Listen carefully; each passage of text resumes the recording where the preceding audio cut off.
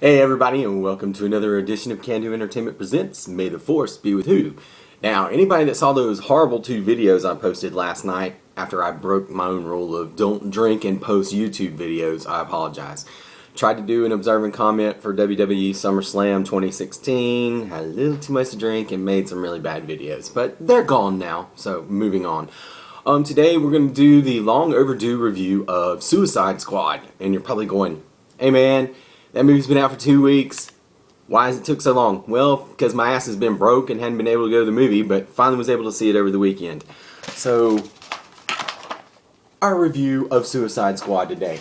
And, yeah, the movie is kind of a damn mess. It did have some strong points, though. Will Smith as Deadshot was pretty on point, and his back and forth relationship with Joel Kinnaman's Rick Flag, kind of a, the whole I'm in charge, no I'm in charge, no I'm in charge, and you're a scumbag and you only kill for money, and they had some good byplay there, and the Harley Quinn Joker relationship in the movie, we actually get to see a bit of the origin and how they interact with one another. Margot Robbie was fantastic as Harley Quinn. Matter of fact, her and Deadshot, Will Smith's Deadshot, were of course the two leads. But herein comes one of the problems. Jared Leto's Joker is hardly in the damn movie, and considering how heavily they marketed this film on Harley and the Joker, and his screen time adds up to be about maybe 10 minutes. So there's also been word around the campfire that Jared Leto was really upset about how much of his Joker performance got left on the cutting room floor, and I could probably see why, because I can't really give a good vibe or a good feel on how I felt his Joker was because he was hardly in the damn movie. So he was good when he was in it, but as far as to rank it as against Nicholson's Joker or Mark Hamill's Joker or even Heath Ledger's Joker, it's too small of a sample size. And because I really am only familiar with Task Force X from the cartoon, the Justice League cartoon series, where they had an episode called Task Force X, and the Batman Assault on Arkham DC animated movie, which focuses on the Suicide Squad, or Task Force X. And that was my, how much I knew about the characters going in, with the exception of Harley and the Joker, because of being in Batman the Animated Series. And I enjoyed everything with the team. They kind of underutilized Captain Boomerang and Killer Croc and didn't have a whole lot to do. Jay Hernandez as Diablo was pretty badass. And how he kept fighting within himself about not wanting to use his powers throughout the movie, and they finally explained why. And my damn phone's going off. But it was it was kind of a mess. It really was, and they relied way too much on kind of a music video thing going on, because it just seemed like it go one song to another, one song to another, one song to another. Some of the songs were good, some of the songs were bad, but it was kind of like there was no score. It was just all like rock video kind of music. Now, when they did it for the origins of each character in the beginning of the film, that was kind of cool, but it just kept going, kept going, kept going, kept going, and it's like, okay, are we stuck on Pandora or something? Because it's just the music it kind of beat you over the head after a while. Viola Davis as Amanda Waller was fantastic. She was probably the real villain of the movie, which we'll get to that in a second.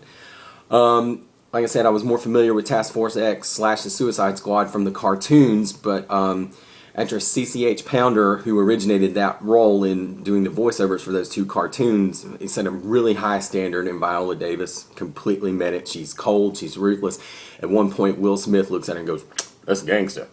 So Viola Davis was a high point. Will Smith, Margot Robbie, even Joel Kinnaman and Jai Courtney, who have not really had the best kind of outings in action movies, did good in this movie. It was just, we didn't get a whole lot of Boomerang. We didn't get a whole lot of Killer Croc. There was the much anticipated Batman cameo, and he showed up a couple of times in the movie, and it was good how they use him. And spoiler alert, sorry, they even have a real quick Flash cameo, which was kind of cool.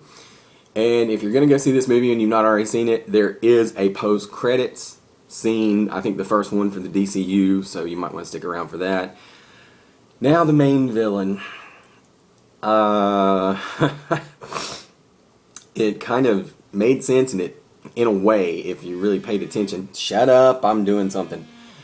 That how Enchantress basically ends up being the main villain of the film, and how the Amanda Waller and getting her Task Force X slash Suicide Squad approved kind of is responsible for there being a villain. She can't control Enchantress, who is possessed the body of Dr. June Moon, nice name, and Enchantress runs amok.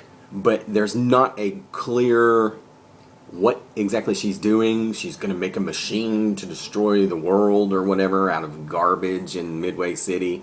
And they keep going, yeah, we're going to go fight at that big ring of trash in the sky. And it just was kind of unclear. And then she releases the spirit of her brother, I think Anubis, or I don't know. I really didn't catch his name through the movie, but he's there, and the CGI on him, especially in the face area, was horrible. But I'm trying to be positive. It wasn't bad. It just wasn't great or good. And I know DC was really hoping to hit this one out of the park, which at least financially they have. I think it's #1 again for the 3rd week in a row. It's just not a great movie.